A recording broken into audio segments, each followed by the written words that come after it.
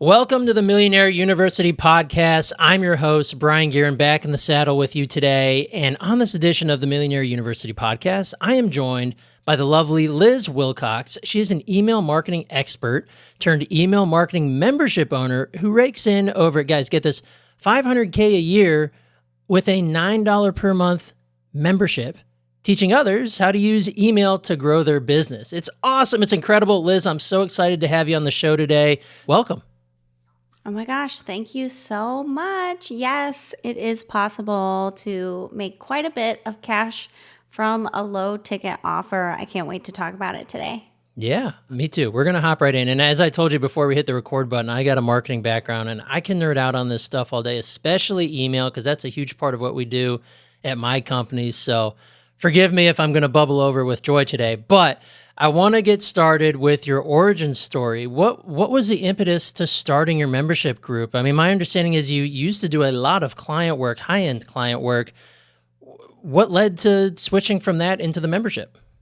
Yeah, so first, what y'all have to understand about me is I actually started off as a blogger, a travel blogger. So I used to travel around in my RV, and I started with so little resources. Like, I didn't even have internet on my cell phone when I started my business, but I had this idea. I knew, if they can do it, certainly I could at least do it 20%. Like, I don't need a million. I could go for 200K, right?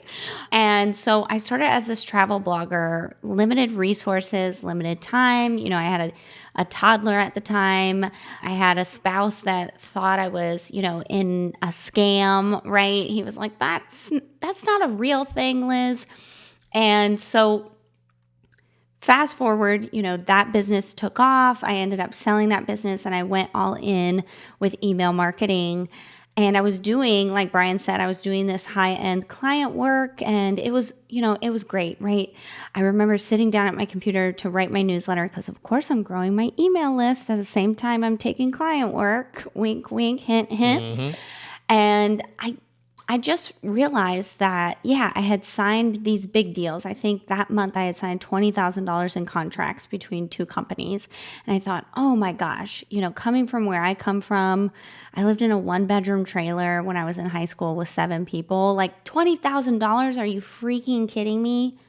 But then I went to write my newsletter that day, and I just remember being that young business owner without a lot of money, without a lot of support, with people who needed me and, had real needs that cost real money, where the business at the time was a pipe dream. It really was.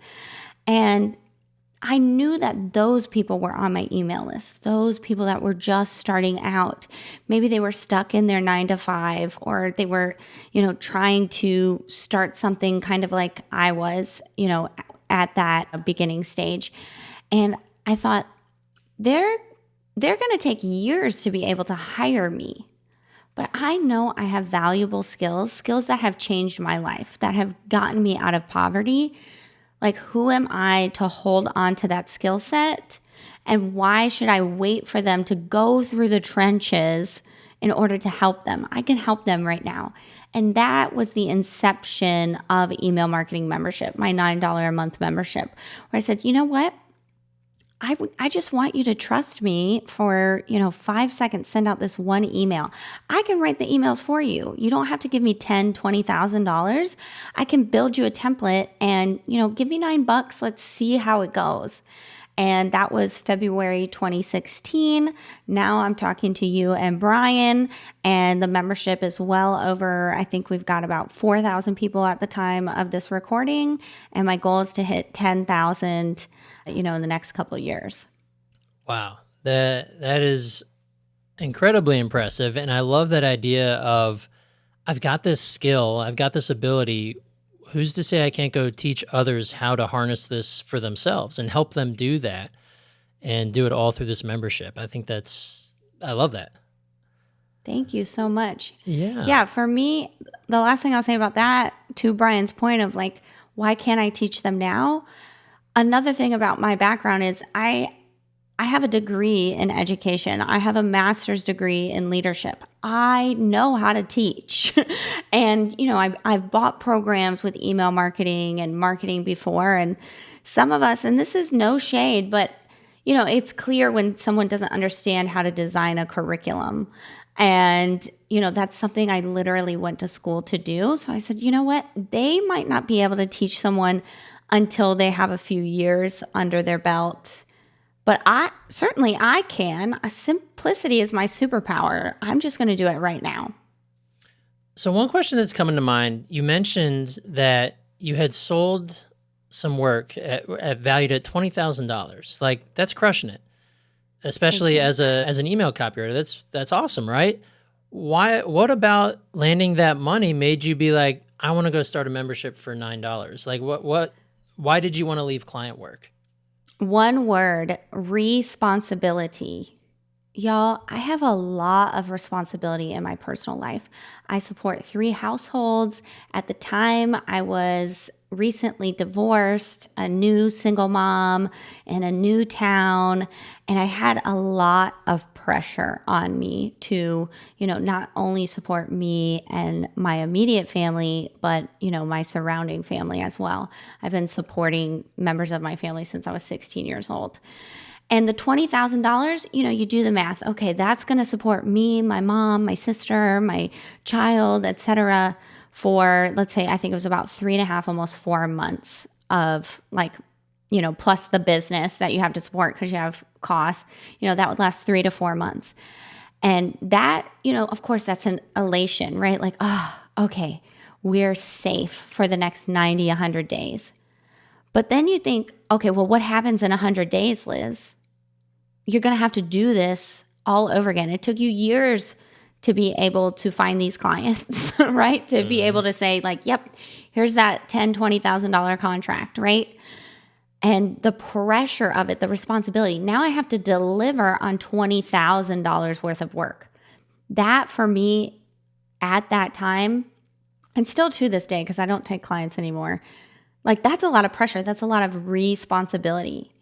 And if I'm already, when I turn my computer off, because y'all, right now we're recording this, I just bought a new house, so I'm in my bedroom right now. When I turn off the computer, when Brian, you and I say goodbye, I've got responsibilities. I got to go pick up my kid from school. I've got to take her to theater practice. I've got to go grocery shopping tonight. I have to make sure she unloads the dishes, right? We all have responsibilities when we turn off the computer.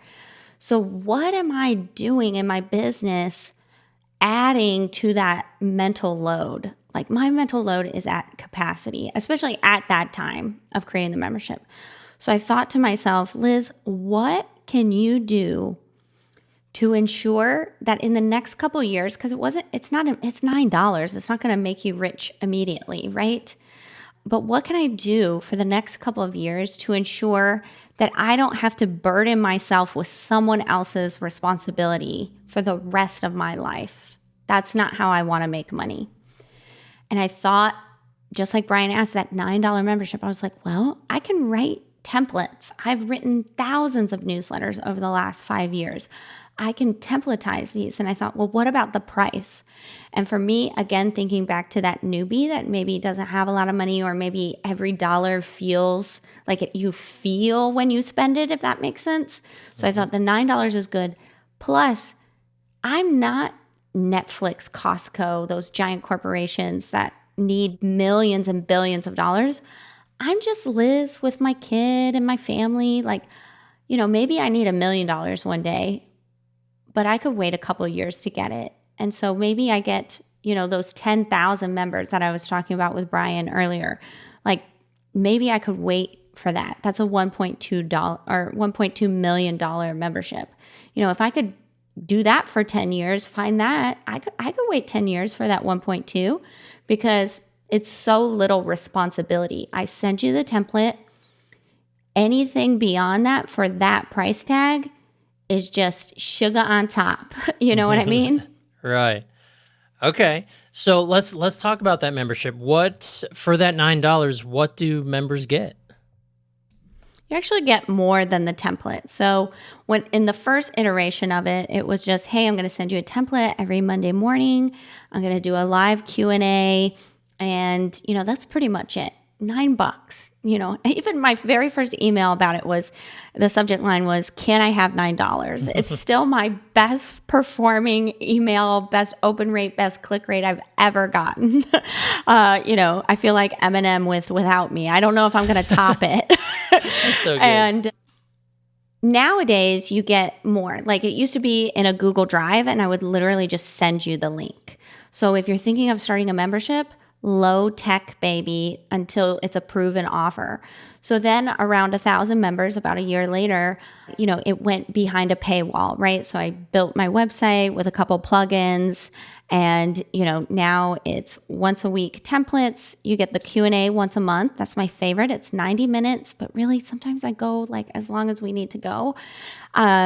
You also get guest experts. So I do at least once a quarter. Somebody comes in and talks about, their expertise. I think we've got somebody coming in to talk about Canva. We had somebody the other day, like a bookkeeper in there. And also little bonuses. Like, I do a list building challenge. I add certain sequences sometimes, like there's a sales sequence in there, pre-launch sequence. So I like to sprinkle in some fun stuff every now and then. So who is your membership for? Is it for small business owners? Is it for email marketers? Does it matter? It's a lot, kind of like this podcast, a lot of different people. I thought it would just be this, for content creators trying to actually make money on the internet, right? How do we get this Instagram following off of Instagram and onto the email list? But I actually have so many different types. I have the business to consumer types. I have business to business. I have email marketers. I have people who have agencies, and they all come in at that $9 price tag. Y'all, I like to keep things simple. A lot of people say, oh, well, you should charge agencies an agency price because they're using it with their clients. And I'm like, yeah, but then I'd have to set up some other cart and sales page and keep track of that. I just want everything under one roof, again, for that responsibility.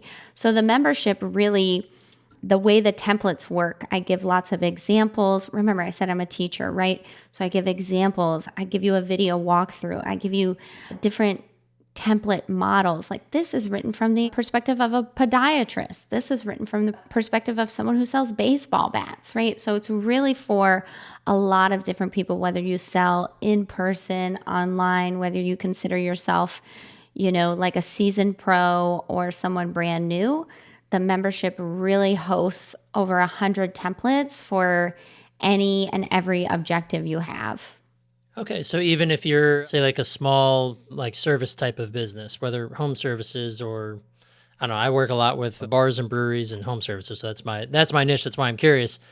Do you have templates that are, because it's easy to keep a template the same way over and over again, but being in the membership, you get multiple different types of templates. Is that something where you recommend people change it up? Are they more, text-based? Or do you, like, I imagine they're text-based, not HTML-based, but what does that look like for you? Yeah. So when you log in, they are text-based, and of course you can put them into your service provider, however your email looks. I'm not worried about the aesthetic. That's something your brand designer can work on. This is very content-based, but I love working with service providers and local businesses because oh my gosh, give me any local business or service provider like Brian is talking about, because just a few simple tweaks and you're golden. Like, how easy is it to differentiate yourself as, the local like tapas place or a bar or whatever, if you even just sent out an email twice a month in the first place, right? Preach. And so within my membership, what I teach is showing that you're invested and becoming relatable. Those are the two things within your email and all marketing really that are gonna, grab that customer's attention and bring them into your store or have them shop online, whatever you're doing with your emails. And the templates themselves show you how to do that. They do the marketing for you, basically. They're very plug and play. So it's, hey, today we're going to show we're invested simply by, sharing this piece of content or sharing, that we have a sale and why we're hosting it, right? I think there's a template in there it's like a just because sale, and it's what shows you're more invested in your customer than sending them a coupon for no good reason or whatever, right? So I love working with those local and service-based businesses because they have so much to gain with the least amount of weight behind it. Right, exactly. And it's one of those things that can instantly differentiate yourself from the competition because, at least in my experience, there are so few businesses who either A, do it at all, or B, they might do it, but it's extremely inconsistent and it has no purpose, right? It's not serving any sort of purpose. It's kind of one of those things where the owner checked it off the box and, oh, we forgot the last 2 months, but I did it today. So, and it makes a big difference in the ability for, like, especially on the hospitality side, if you're trying to build community, having that email newsletter is a great way to stay in front of your VIPs, the people who have bought from you. They probably know, like, and trust you. And now you're going through the trouble of keeping in contact with them. That separates you. And they're coming back. Yes, definitely. I am I love signing up for email lists, obviously. And I've mentioned him before, but I'm a huge fan of M&M, Marshall Mathers. I'm from Detroit. You just got to be a fan if you're from Michigan, I feel like. I'm a huge fan of his, and I'm from Ohio, so.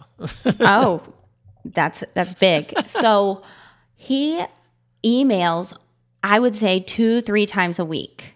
And of course it's not him, right? It's his people. And what is he selling? He's almost always just selling his merchandise or his collaborations. But I feel more connected. I listen to him more.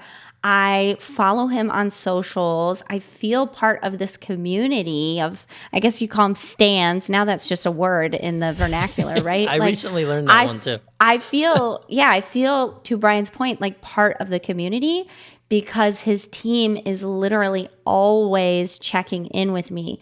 And it's different than social media, right? Because on social media, maybe I'm following Marshall Mathers and maybe I'm following 1,000 other people, right? It's easy to click the follow button.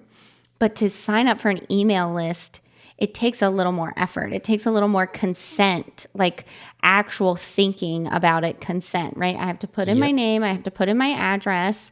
And the inbox is just a more intimate space where it's like, oh yeah, I did sign up for that versus like, why am I seeing the same video for the third time? Or maybe I'm scrolling and I missed that, M&M's team posted something because, I saw Millionaire University has a new clip and I just scrolled right past, right? Yep. Email is just, again, especially in the hospitality industry, you've got to build that community. Like the competition out there is fierce. And if you can just turn those followers into, feeling like they have a friendship, they have a connection with you, oh my gosh, they're coming through your doors, 9 times out of 10. Yeah. And I tell my clients or prospects that your inbox is, or your people's inboxes, it's their digital sanctuary. And when they let you in there, you now have that opportunity to be one-on-one with them with every email you send. There's no news feed involved. They're not getting distracted by something else, some other pretty picture. They're not getting interrupted between reading your email to them. So it makes it vitally important that you're there and that you're there consistently and that you're providing value. Yes, I love that. And remember, Brian said the word consistent like 3-4 times. So I know you're driving or doing the dishes or something, so you can't write it down, but like commit that to memory. And it's not even about emailing daily or once a week. Like, what is your consistent right now? And commit to that. If it's just once a month right now, on the 15th, then maybe in a few months, it's on the 1st and the 15th, right? But really, remember I mentioned about, becoming relatable and showing that you're invested, staying top of mind, that consistency piece, right, becomes a lot easier when your customer finds you relatable or finds your brand relatable, when they know you are invested in them, right? And something that I teach and have inside the templates and the membership, and I think especially for hospitality, local-based businesses, things like that, this is the missing piece of the puzzle for you. Just share a personal update. And maybe your brand maybe you're not the face of your brand the way, Liz Wilcox from lizwilcox.com, right? But sharing something that's going on behind the scenes of the business, Carl just got a promotion. Jenny just joined our team. We got new chairs. Come check them out. Something that has happened in the business, or if you want to get personal, that's great. But something that's happened since the last time you emailed them. Again, we got new chairs. We replaced the bar. Oscar and Vincent joined the team, right? Those are little personal updates, especially, I hate to say it, but in this economy, people want to buy from people they trust. And so if you can, again, distinguish yourself from, the bar downtown by putting names and faces and little tidbits, Brian got, the biggest tip anyone's ever gotten at the bar this week. Like, it was insane. And even a picture of like something he bought for himself. Here's the new rims he got or whatever. Like, that is so invaluable. That shows just how incredibly relatable your business, the people behind your business are. And again, that's going to help you stay top of mind, which is going to make you more excited to be consistent, like Brian says you need to be. Exactly. And I'm glad we went down that rabbit hole. I was designing this to happen that way. But I think it's vitally important that everybody hear how important email newsletter marketing is, because it is, and because it does all the things that we just mentioned. But I want to zoom back out and keep talking about the memberships. So, and as it relates to having built your list, you mentioned while you were doing client work that you had a list of 800 people who were following or on your list at the time. How did you start building that list? Because I'm sitting here thinking in my own mind, or in the mind of one of our listeners, I might want to start a membership. How do I go start building this list? What did you do from day one to start getting people onto your list? Yeah, so list building and visibility, in my mind, they go hand in hand. So I'm a 90s chick. So you guys remember like Mary-Kate and Ashley Olsen, Tia and Tamara, right? Oh, yeah. Sure, they're different people, but I can't tell them apart. That's the same with list building and visibility. So the more visible you can get your business or yourself, the more your list is going to grow. And so when I was first starting my list, and still to this day, I do a lot of podcasts. That's how I get visible in my business, right? So what would make sense for you to get visible? How is it, doing collaborations among your community or online, some kind of networking? Hey, you share my thing, I'm going to share yours. I went and I ate at Ruby Tuesdays a few days ago because they were doing a collaboration with a nonprofit in the local community. We give 25% of your ticket, to this nonprofit that I'm already donating to. I never would have gone to Ruby Tuesdays. I mean, sure, the salad bar is good, but it's way on the other side of town. I don't even see it. But again, like, it's that visibility, right? And now my daughter is like, oh my gosh, they have a salad bar. We should come here more often. So it's the same with your list building, doing collaborations, finding people to network with. I do a lot of podcasts, online summits, swapping among people. Like Brian shares my thing, I'm going to share his. But really, it's that visibility piece. Again, the more visible your business can become, the more you're going to grow the list. Makes too much sense, doesn't it? It sure does. So you started building your list, and you said, hint, hint, wink, wink at the beginning, list growth. Always be working on growing your list. You never know when you're going to need it or want it or choose to sell to it. So let's talk about when you first decided. We talked about when you decided to start the membership, but when it came time to actually kick it off and tell people about it, I imagine was the first thing you did. Did you tell your list? How did that go? Yeah, so the day I thought of the membership was the day I sold the membership. Wow. I have a bias for action, and so should you. You should really work on that muscle. The more you think about things, the more you can talk yourself out of them, I feel like, especially as entrepreneurs, because we have so many ideas. So just execute on one. But yes, I emailed them. That was the very first thing I did.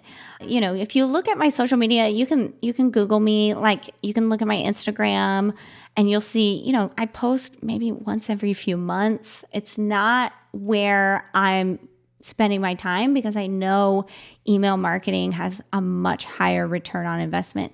I don't know about you, but I don't have a lot of time to waste, right? And so, of course, I just emailed my list and I told them, I even said, hey, this is a new idea. And I even said, I don't have anything made yet, but can I have $9? If you give me $9, tomorrow I'm going to, write the template. You'll get it first thing in the morning. And I said, you're not going to get it right away because I have to go get my kid off the school bus. So I'm sending this like last minute right before I chicken out, basically. Mm-hmm. So yeah, when you're thinking of coming up with a membership model or something, growing your list and talking to your list as you create the offer. I see that. I'm sure, Brian, you see this a lot too, of like they are launching something, but they're doing everything except telling anyone, right? It's like, oh, it's not ready. It's not ready. It's not ready. It's not ready. Well, look at the way they make a movie. They show all the behind the scenes. They show, oh, this is coming. This just signed the contract, right? Before they even have the actors, they have press releases. Sharing that behind the scenes stuff can really help build the momentum and get your email list invested in the offer, in the product before it's even released. I had a mentor years ago who basically said, if you're building something, or if you're thinking about building something, go pre-sell it. Go tell people that you're doing it. Go even as far as collecting money for it. So now you have market proof that somebody wants it, and B, you have the cash to go fund it if needed. And now you just got to go do the thing. Amen. And especially as entrepreneurs or people, maybe you've got a 9-to-5 and it's like, oh, I'm thinking about this. I'm thinking about this. I'm thinking about this. Getting that cash, nothing gets your butt in the chair faster than, oh my gosh, this guy just paid me. Now I got to figure this out, right? Even if it's just a deposit. For me, it was just the $9, right? So I was like, I think I made 30 sales that first day. I was like, oh crap. Let me go in the archives and see what this first one is going to be. And it wasn't exactly pre-selling because I started to create it, but I told my audience, I want to get 100 people in this membership in the first 30 days. Then I'm going to continue doing it. I'll know that you guys want it. And 100 out of 800, that was quite a bit, but I just knew in my bones this was what I wanted to do. And so guess what? I got those 100 people. I just kept selling to that list. Hey, we've got 30 people. Hey, we have 50 people. Hey, I'm halfway to my goal. Hey, did you check this out yet? Hey, I can cancel this if you hate it. Just come check it out over here. Just building up that excitement. Like Brian said, that mentor was telling him, making sure it's validated and then knowing like, okay, I'm going to put in the work. This is worth it. Oh my gosh, the way it eases the anxiety and also somehow motivates you, 10 out of 10. So when you first launched it, did you have, in terms of content, did you have like a backlog, all your client work in the past? Did you have a backlog of templates that you just maybe need a little bit of tailoring in order to send out? Because it was a once weekly template that you were sending out. That was the membership originally, right? Yes, and that still is the basis of it. Okay. I had a backlog of emails that I had sent out from I owned 2 businesses before this that were very business to consumer, like in the RV travel industry. So I was able to look at those or even, remember my favorites or remember those best performing. Oh, where is that one? And how can I templatize this? Or how can I, what was the essence of this email? Why did it work? And, templatize it, explain it out, and hit send. Okay. That keeps it easy. So keeping on the trail of thought with content, I think a very common question, I've asked this of myself many times until I got better at it with my own list and, my client work, but how do you keep coming up with ideas for content? I don't know. How does anyone keep coming up with ideas on what to say to their spouse they've been married to for 20 years? I don't think there's ever... I don't really believe in writer's block, right? The same way there's I have talker's block today. I'll stay at home, For me, it's just remembering those principles of how can I show people I'm invested? How can I become relatable? And what do I need to share with them today?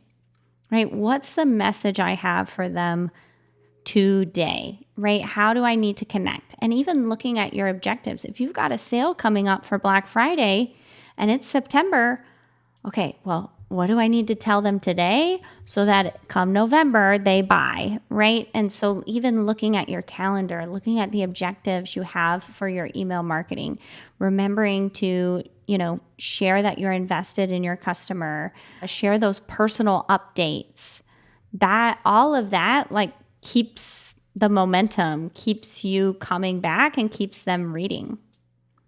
Keep it simple, right? I had a different friend of mine in the email game who writes an email almost every day.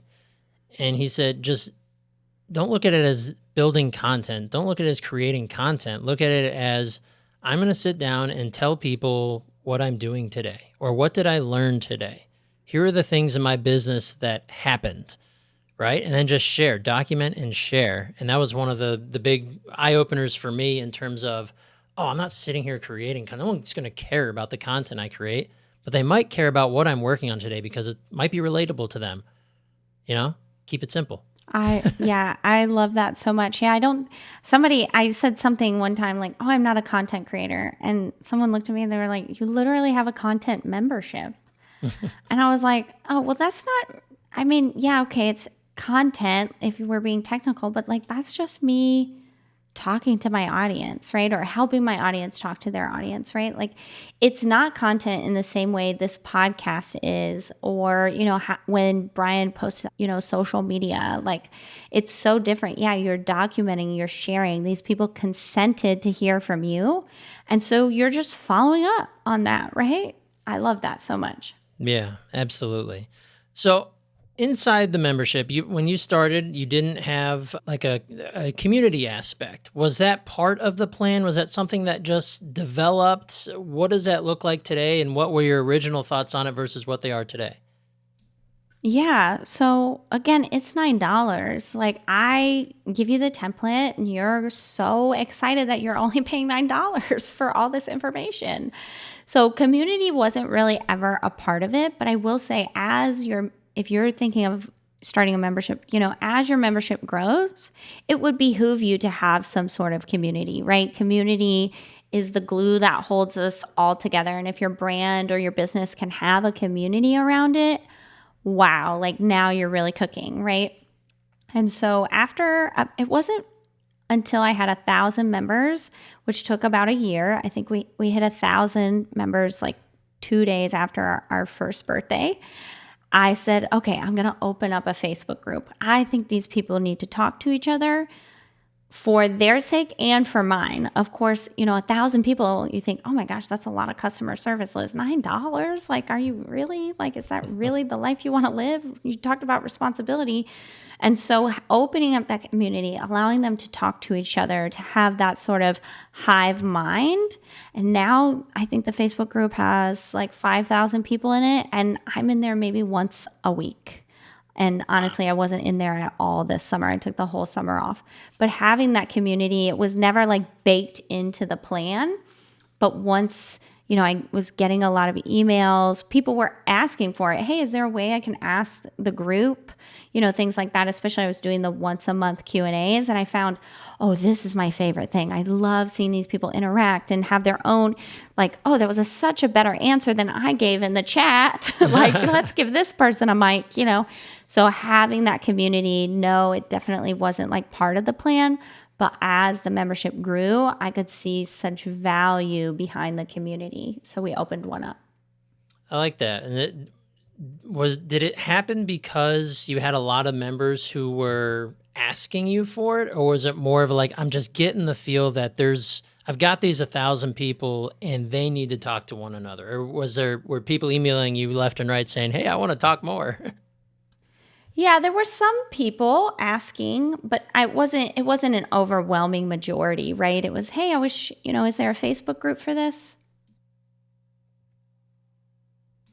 They were asking, hey, is there a Facebook group for this? And, then as the cool kids, when the Gen Zers would say, like, it was just a vibe, right? It was just, hey, I think I should, I tried a Facebook group before I had a community, before I had customers, and it was dead.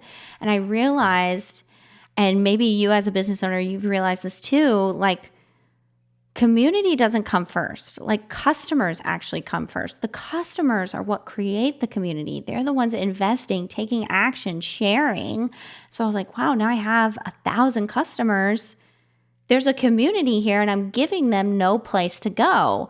And so, hence the Facebook came along. Well, and I imagine that a lot of people might think that the community needs to come first because naturally there's going to be a million questions, or someone's going to buy my product and be like, how do I do this? I want ongoing coaching, yada, yada.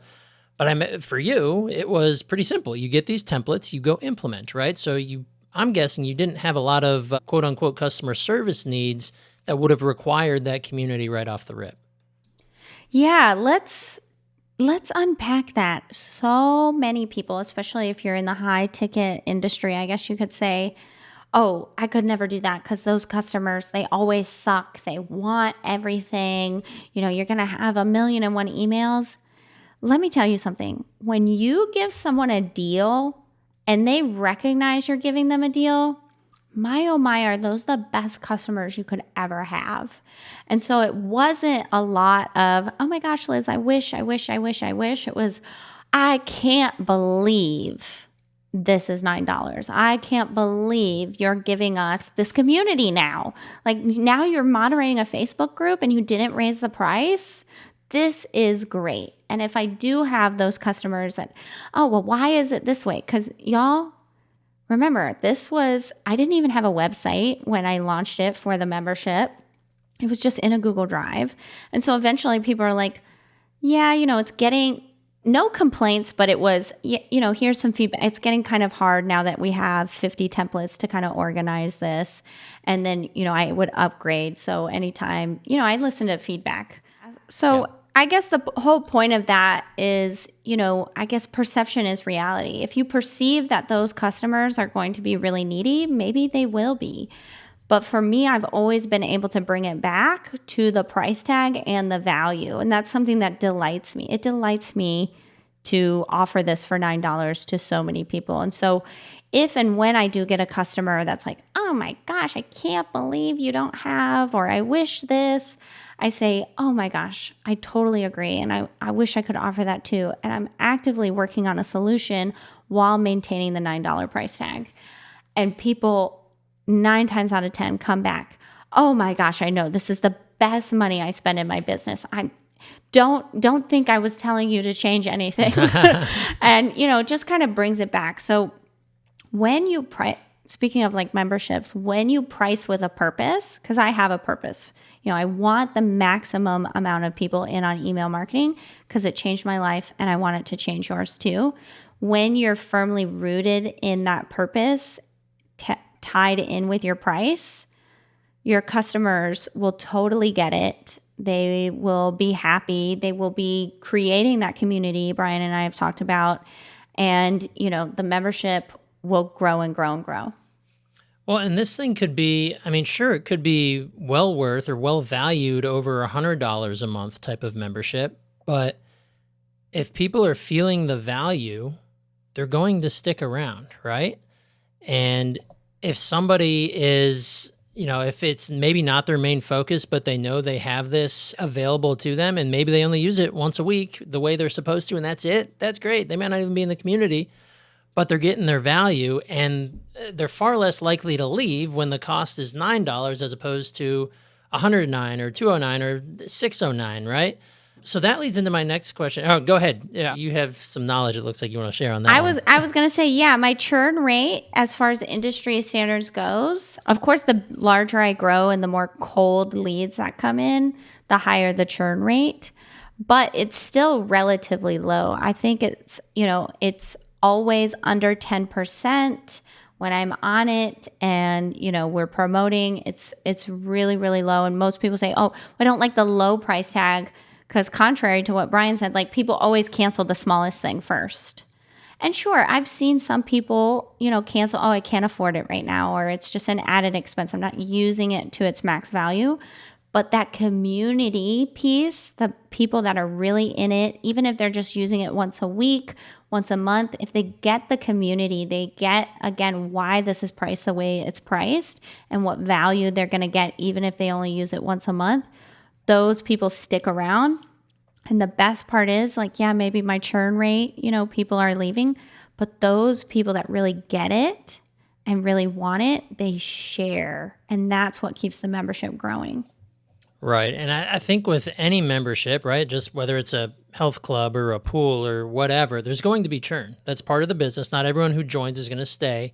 And there's going to be, just like on an email list, there's going to be a certain percentage of unsubscribes with every email you send. But the people who it is right for and who are going to be your raving fans anyway, they're going to stick. The ones who leave, they left for their own reasons, and that's perfectly fine because now it leaves more room for those who want to be here and want to be the raving fans. So I'm glad you mentioned that in terms of retention and your churn rate. Do you have any specific things that you actively do to reduce churn, or is it just a matter of if you're doing the right thing in your heart that you know to be true for your business, the right people will come and the right people will stay? Yeah. So when someone cancels, obviously, we ask them why. So we're always looking for feedback. I think my assistant has a canned reply that says, Liz always wants to hear why, we've already canceled your membership. So we don't do that like, oh, well, we'll pause it. It's $9. If you want to go, it's easy to come back, Right. like, babe, I'm not going to twist your arm. But I do actively look at that feedback at least once a month. And I do adjust if it's, over and over and over again, I see something. For example, at the beginning of 2024, I remember for about 6 months, oh, your site is it's kind of clunky. I don't get it, despite my best efforts to get everyone on the same page. So I said, okay, clearly we need to upgrade. The software isn't working the way it used to. And we created an entirely brand new site. And now I've hired someone to manage that site for us. And so that is a great way as your membership grows to, hey, how is this site working for you? Or, what are you using and what are you not using, right? I realized that my Q&A was only 60 minutes, but as the membership grew, I had a lot of varying questions. Some people were beginners, some people were advanced. And so the Q&A, I actually expanded it to 90 minutes. I started spending more time in the Facebook group because people wanted to hear more from me. And I don't take client work, so what the heck else am I doing? Nothing, right?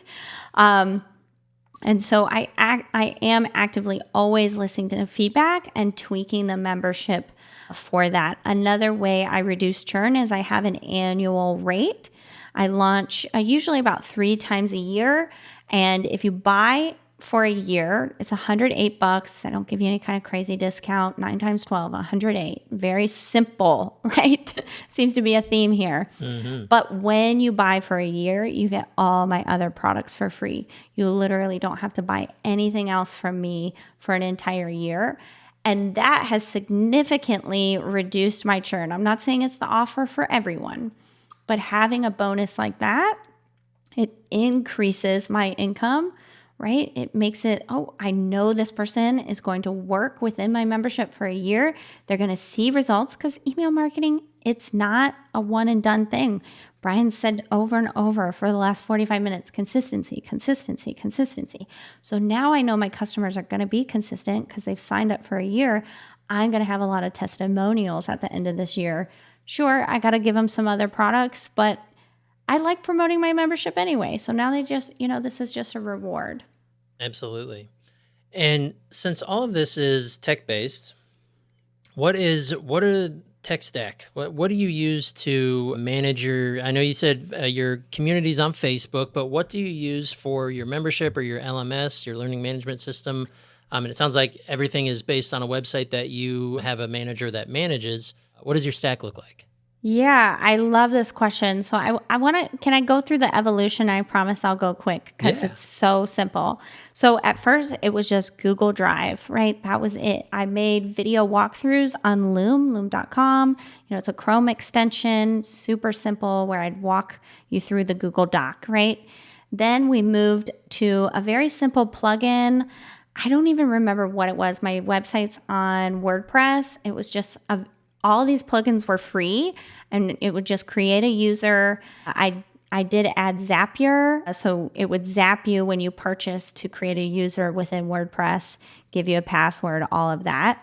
And literally all the templates were just unlisted blog posts that if you had that login, they would appear for you. Very, very simple. Now we do use an LMS. Is that what it's called? Learning management system, right? Yeah. We use Lifter. That was the recommendation of the person I hired. So we use Lifter LMS. It's pretty simple. It's on its own website now. So instead of being on lizwilcox.com, it has its own emailmarketingmembership.com login. And that's it. And I think the person I hired to manage it, so she inputs the content and everything from Google. I still write it in Google Drive. I think she cost me $300 or $400 USD a month. So not a lot of tech. Wow. Okay. And that's why I wanted to ask, because the tech can either be very simple or very difficult depending on the way you go about it. And selfishly, I was curious because when I launched my first digital product last year, I used Thrivecart. Yeah. But the great part about that, and probably the big reason I bought it, besides being recommended from a lot of friends in the industry, was that it was a one-time purchase of like $495. Lifetime license. Oh my gosh, it's amazing, right? Yeah. So I use Thrivecart as well. So my cart is Thrivecart. Oh, okay, gotcha. And so you purchase off Thrivecart, and it connects with Lifter on my WordPress site and creates a username, password, and then of course I have ConvertKit is what I use to email people. And so all my emails come from ConvertKit. We won't get into like the digital reasons why you should have one email, like one service provider. But so those three do talk to each other. But the membership itself is so incredibly simple. And even Lifter, something I'm debating in the future, Lifter can be your cart also. So it can and will take payments. But I don't know if I'm ready to get off of Thrivecart quite yet. Understandable. I'm not ready to get off of them, nor do I have a reason yet. But right. All right. Well, I want to make sure I honor your time here. I've got just a couple questions I want to round out with. The first one has just been sitting at the top of my brain this whole time.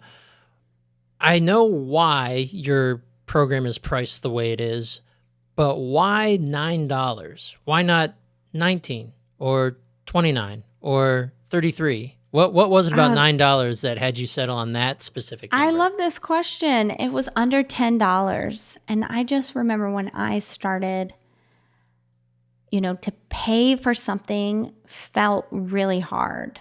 I wasn't making any money. I had just got my master's degree. I just had a baby. So I wasn't back at work yet. And to ask my then husband, hey, who thinks I'm being scammed for money was incredibly difficult.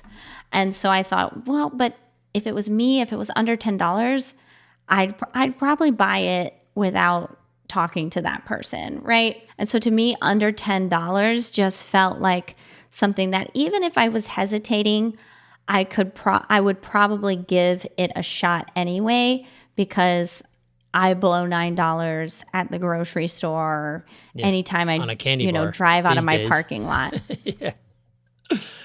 Well, so you heard it here first, ladies and gents. If you want to make a secretive purchase that can really brighten your future and lead to massive things for you and your business, Liz Wilcox is your gal. That is hysterical. That's the best pitch for the membership yet. You heard it here first, folks. I love it. All right, I've got one last question, and that is for our listeners out there who are either aspiring entrepreneurs or early stage entrepreneurs, maybe they're in the thick of it. Whoever is out there, I want to hear if there is one piece of advice that you could distill from your years in entrepreneurship for those that are maybe just kicking it off. What would that one piece be? Yeah, so I just always ask myself two questions whenever I have to make my next move, right? Whenever you're contemplating a decision, just ask yourself two questions. Number one, what would this look like if it was easy? We complicate things so much, but asking yourself, what would it look like if it was easy, is going to make your mind start to think a little differently. Now we've got a backup question because sometimes like that just ain't easy, we all know it. So I want you, if you're struggling with that first question, ask yourself, what would it look like if this was fun? And between the two of those questions, I think you're going to come up with something that's doable, approachable, and it's going to get you going. And there's a good chance that might be a membership. Possibly. It was for me. That's right. That's right. All right. Well, Liz, thank you so much. This was awesome. I think this is some incredible information and obviously a living example of the possibilities of creating something that is accessible to just about everybody and provides immense value on the back end. Where can our listeners, where can they find you? How can they connect? How can they find the group and the membership if they're interested in it? What's the best way to do that? Yeah, thank you for asking. Of course, I'm an email marketer. I would love for you to join my email list. You can go directly to lizwilcox.com. In the top right-hand corner, there's a hot pink button. You can't miss it. It's going to give you a welcome sequence. It's also going to give you 3 newsletter samples directly from the membership. So you don't even have to give me $9 today. One that's going to show you how to get people to click, another how to get people to reply, and a third how to get people to buy directly from your newsletter. It's also going to give you 52 subject lines for a year full of prompts. All of that's for free. lizwilcox.com, hot pink button. And if you're interested in just checking out the membership, there's something on the website banner for that too. All right. Fantastic. Well, everybody, you heard it here first. Go check out Liz at lizwilcox.com. Hop on her email list and go change your life and change your business today. Liz, thank you again. This was an awesome, awesome pleasure. Thank you.